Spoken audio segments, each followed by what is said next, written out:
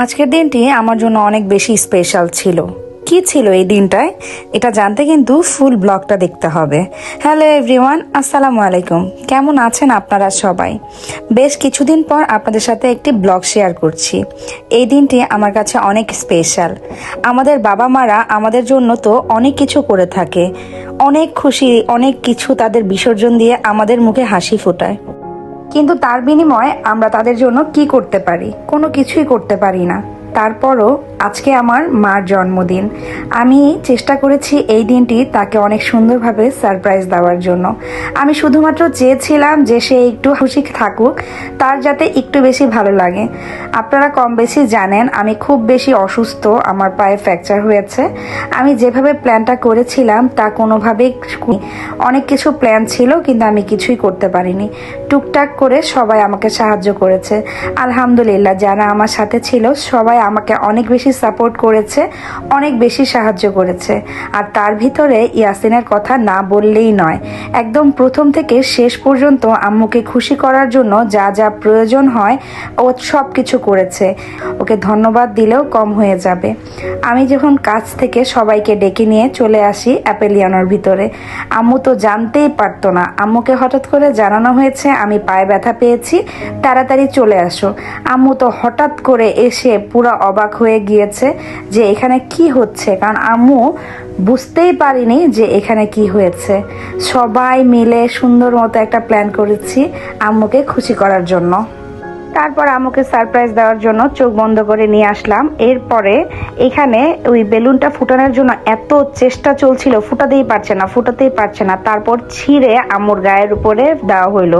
কি করার, এটা তো ফুটাতেই হবে।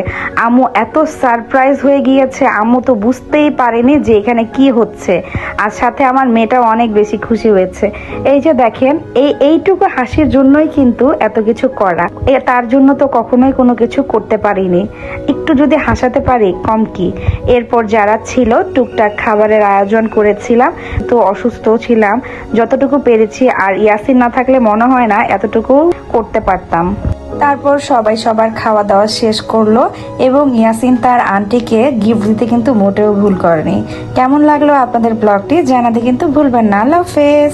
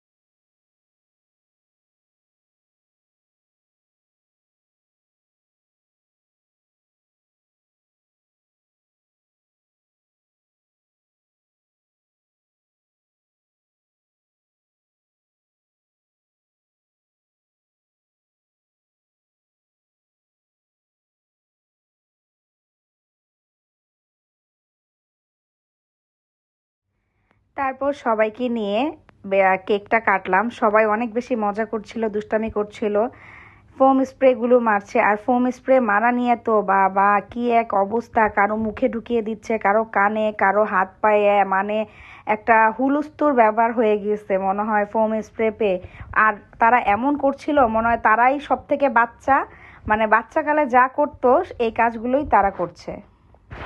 তারপর কেক টেক কাটার পরে কেকটা কাটার পরে আমরা খেতে চলে গেলাম। পিৎজা, পাস্তা, চাউমিন এগুলাই ব্যবস্থা করতে পেরেছিলাম। ইয়াসিন আমাকে সাহায্য না করলে তাও হতো না। সবাই মিলে খাওয়া দাওয়া করে সুন্দরভাবে আমরা আমার আম্মুর বার্থডেটা শেষ করলাম। বার্থডে শেষ করার পরে ইয়াসিন তার আন্টিকে খুশি করার জন্য সুন্দর একটা গিফট দেয়। আমার থেকে আমার আম্মু বেশি খুশি হয়েছে। যাই হোক, অনেক সুন্দর একটা দিন পালন করলাম। সবাইকে থ্যাংক ইউ ব্লগটা দেখার জন্য। আল্লাহ হাফেজ।